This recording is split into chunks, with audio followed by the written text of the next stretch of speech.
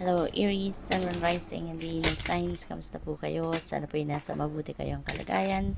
Welcome back po sa Star Tarot. Kung bago kayo rito, welcome din po kayo. And please subscribe, like, share my videos.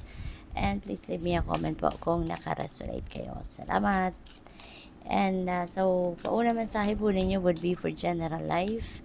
And we have Queen of Wands. Ayan, si Queen of Wands, meron siyang napakalakas na go-getter attitude, no? So, kung you're going to embody the energy of Queen of Wands, which is your energy, makakasiguro tayo dyan, no? Na kung ano man yung ine-envision ninyo for yourself, yan ay pagsisikapan ninyo, pagtsatsagaan at gagawin ng lahat para makamit ito, no? So kahit ano yan, kahit anong area of life yan, basta gusto ninyong ma-achieve, pagtatrabahuan mo yan at your eye will be on the prize, kumbaga, no? At you are going to hit the target dito kasi ganyan si Queen of Wands, nagsisikap, nagtsatsaga at hindi niya hahayaan, no, na magkaroon ng sagabal ang kung ano man ang gusto niyang gawin. Okay?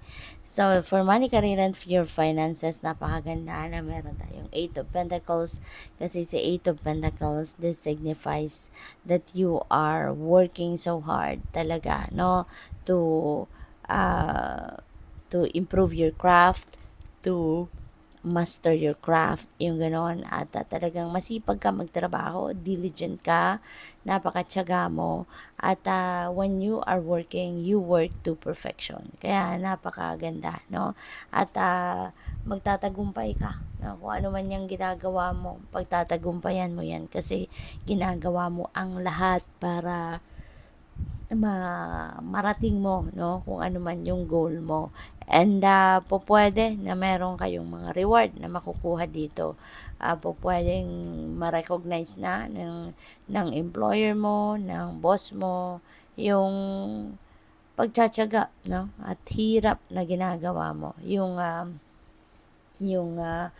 pag-aasikaso mo sa lahat-lahat ng ginagawa mo, you are going to be rewarded financially.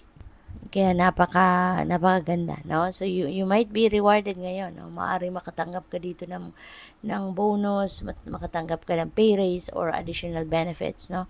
Sa trabaho. So pagdating, wow.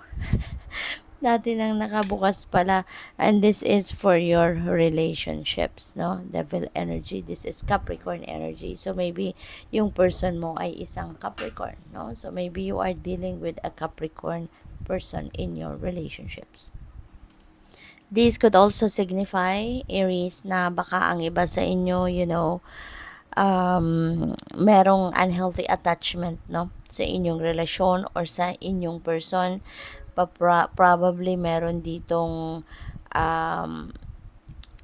feeling of being trapped kayo sa inyong relasyon, no?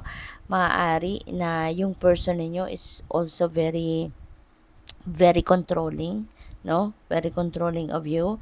Pwede rin na ang iba sa inyo dito, baka, alam mo yun, kumakapit kayo ng sobra-sobra sa inyong person dahil siya lang siguro yung taong kumbaga parang nagva-validate, no, sa kung sino kayo, no? Maring hindi kayo nagtitiwala, no, sa inyong kakayanan, hindi kayo naniniwala sa sarili mo na matatag ka, na matibay ka, na may talento ka, na may skills ka, may gifts ka. So parang lagi mo kailangan yung person mo para i-validate ka nito, no? Yung parang ganon. So siguro may ganong ganap ang iba sa inyo. But of course, this is not going to resonate with everyone, no? Kasi this is a collective reading.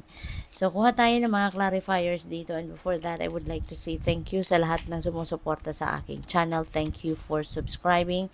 And if you haven't subscribed yet, mag-subscribe na po kayo. Please like and share my videos po. Thank you.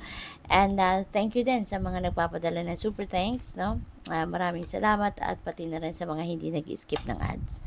Thank you po. So, yung clarifier ni Queen of Wands is the Emperor. Ayan. So, things are going to be back in order, no? Aayusin mo talaga ang lahat ng effort na gagawin mo para ma-achieve mo kung ano man yung gusto mong ma-achieve dito, kung ano man ang goal mo, talagang aayusin mo to, no? You are going to make sure na lahat ay maayos at mararating mo kung ano man ang tagumpay na minimithi mo sa buhay, no?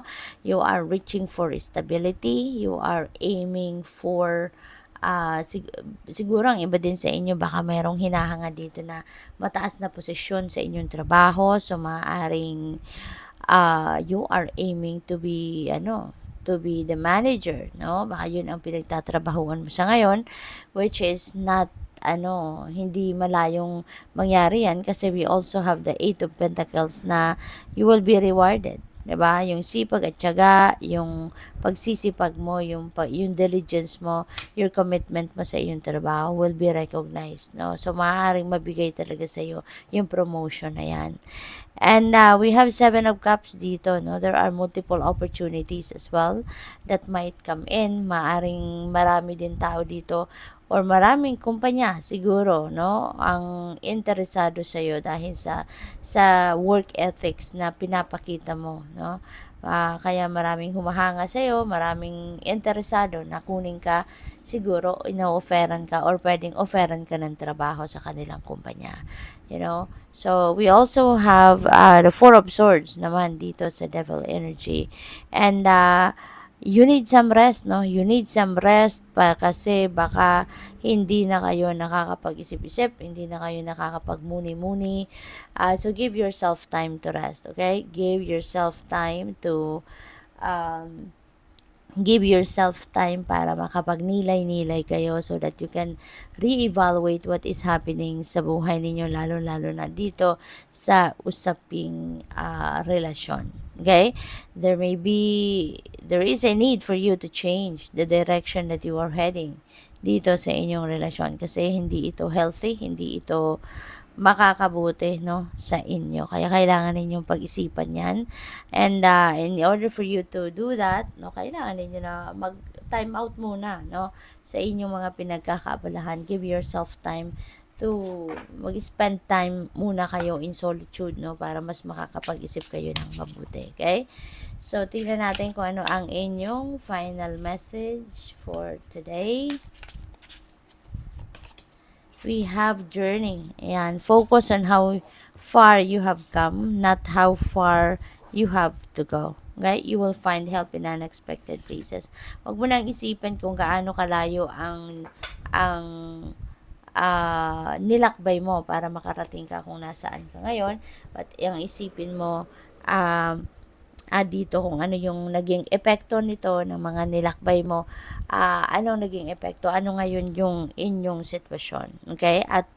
At isipin mo kung paano ka nakarating, no, sa ganitong sitwasyon or nakarating sa puntong ito ng buhay ninyo para sa pag-continue mo ng journey mo, then you would be more inspired, you'd be more motivated at mas ma-figure out ninyo kung ano pa ang dapat ninyong gawin para makarating kayo doon, no, sa inyong papupuntahan. So, good luck po. Thank you for watching. Love and light. Namaste.